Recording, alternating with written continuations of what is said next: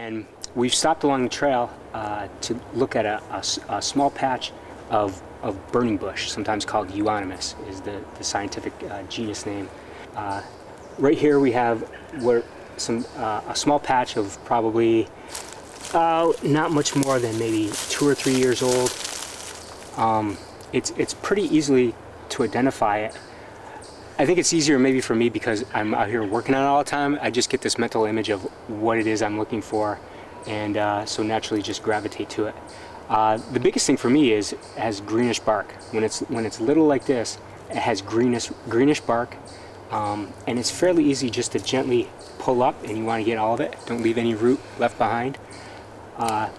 When it gets bigger, one of its common names is winged euonymus. The bark, the stem, the trunk, so to speak, has wings on it. If you see ridges of bark, very thin, almost papery thin, that come out off of the stem, that's another good indicator of the winged euonymus or burning bush. This patch I started working on a couple weeks ago.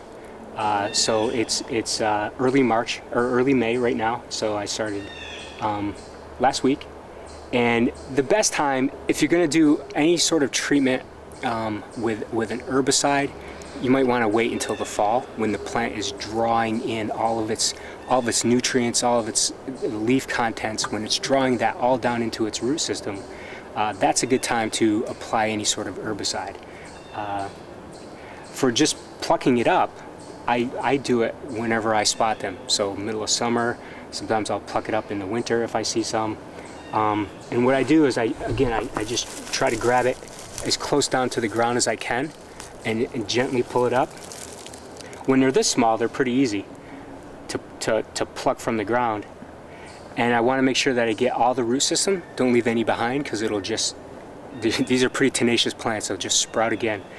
And then what I do is I'll put it in a garbage bag and then take it and put it in a dumpster to dispose of it. So I know some folks, if I'm out here and I don't have a garbage bag, I'll just hang it in a tree. Like there's an example right there of some older burning bush that I plucked and just hung in a fork of a tree to dry out and basically die.